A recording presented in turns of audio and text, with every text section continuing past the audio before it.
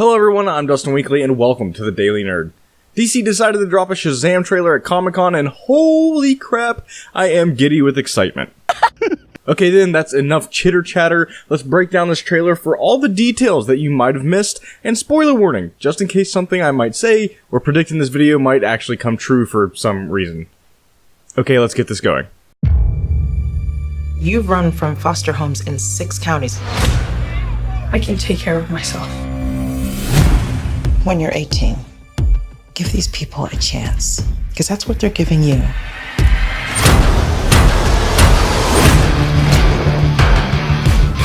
This is Billy Batson.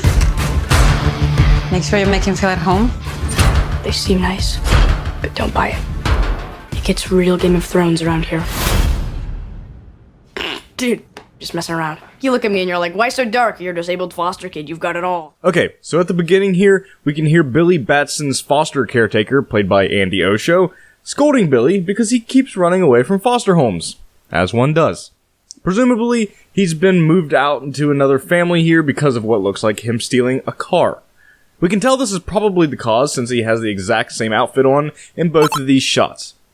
After this, we see Billy going home with his new family and meeting his foster brother, Freddy, who seems to be making the best of his situation, making Game of Thrones and disability jokes. As Freddy stands up, we can see that he's wearing an Aquaman t-shirt. And there's also a Superman figurine in the background wearing his classic red undies. This could be the filmmakers just making a nod at Christopher Reeve's Superman, who wore his red undies on the outside. Or maybe this is just how Superman has been depicted in comic books in this comic book movie. We also get a look at the Shazam family. And at first I thought, I don't really see them all here. But if you look closely, you can see the hands of Freddy, Mary, Eugene, Pedro, and Darla, who have been confirmed to get their powers eventually, just like they do in the comics. Also, you can see Billy thinking about joining them in whatever weird thing they're doing here, but then he pulls away at the last second. Because he's cool and has edgy teenage angst. On to the next part of the trailer. If you could have one superpower, what would you pick? Everybody chooses flight. You know why?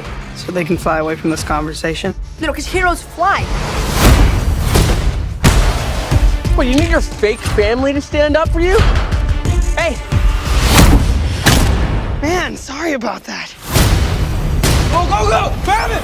Get out the way! In this section, we cut to Billy and Freddy going back to their room, where Freddy shows Billy how much of a superhero nerd he is. Kind of like us, the viewer. This allows us to have a personal connection with a character already, and Freddy is basically a surrogate for us, the viewing audience. Freddy has a book titled The Bird and the Plane, The Impact of Superheroes on Society and Its Future. No, unfortunately this isn't a real book. I tried looking for it so that I could read it for myself, but to no avail. He also has a Batarang which looks exactly like the one Bruce threw at Barry Allen, and Lord knows how many other poor guys named Barry.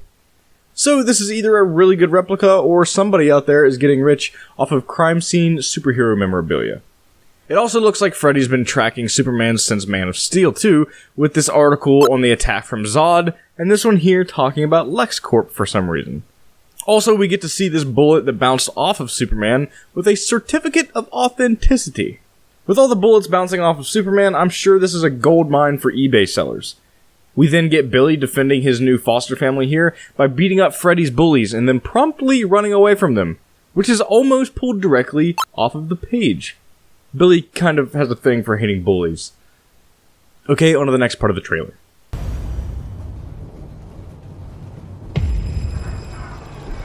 Billy Batson, I choose you as champion.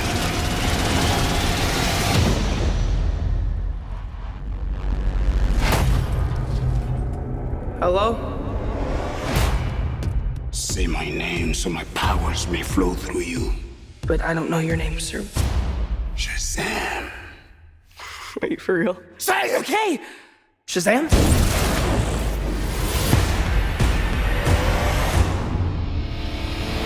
Now, the subway scene is a modernized version of the very first Shazam story in 1939's Whiz Comics number 2.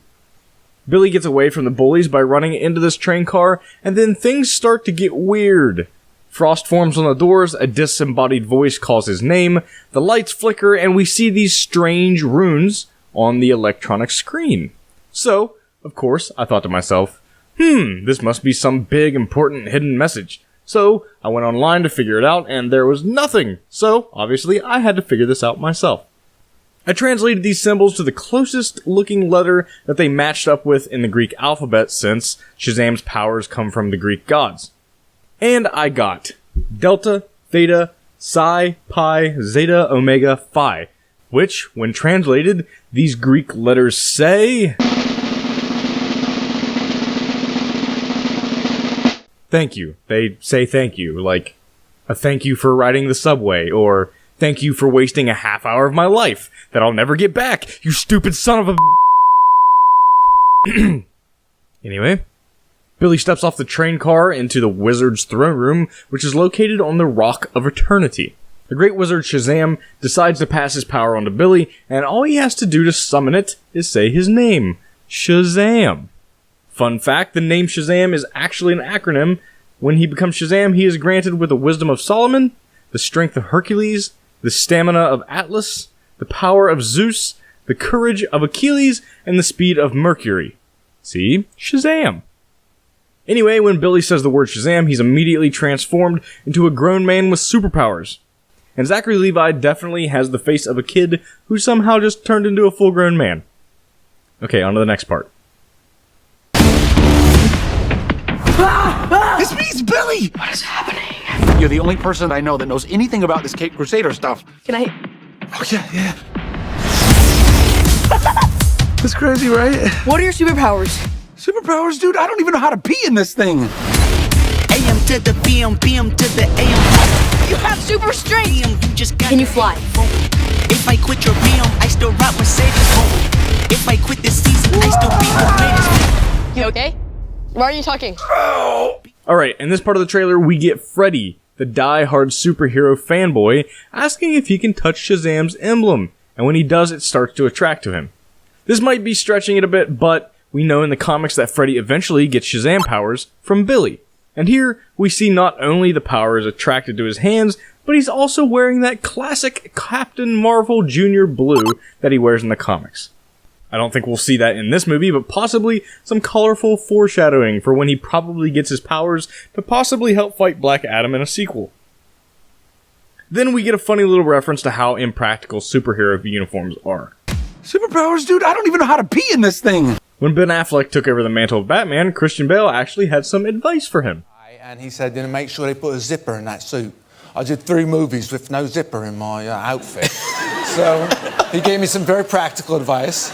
And did you take that advice? I did take that advice, and it proved quite useful. After that, we get this fun montage of Freddy and Billy / Shazam trying to figure out just exactly what he can do, and we get a good look at his short cape here. Director David Sandberg said he wanted to keep the short cape as a throwback to the original because that's something that set him apart from Superman or Batman. Okay, on to the last part of the trailer. Be humble. Sit down. You know, I don't think that's gonna buff out. Your phone's charged. Your phone's charged. The hell? You're like a bad guy, right?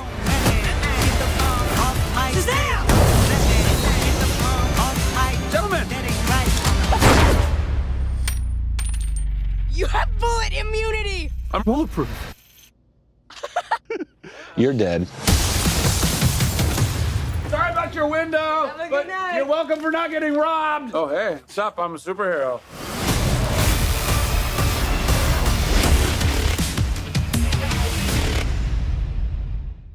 Okay, so this last part of the trailer, Billy and Freddy get into a bit of teen hijinks by destroying the bully's truck, charging people's phones, and what looks like using Billy's new older look to buy beer? Looks like they didn't like the beer very much though, since it's traded out with more age-appropriate snacks in the next clip. We also get to see Shazam and Freddy stop a robbery at the same convenience store, where he finds out he has bullet immunity. Finally, we get a good look at this movie's villain, Dr. Thaddeus Sivana, played by Mark Strong. Dr. Sivana has historically been Shazam's biggest enemy in the comics. However, it looks like in the movie, he's going to be enhanced in some way, where in the comics he was just some sort of super genius.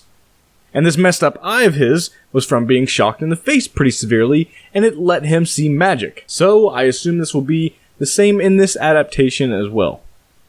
Also, if you look at Savannah's undershirt here, it looks kind of like the outfit that he wore in his first comic appearance, with the tall neck and the white shirt and the evil doctor coat looking thing.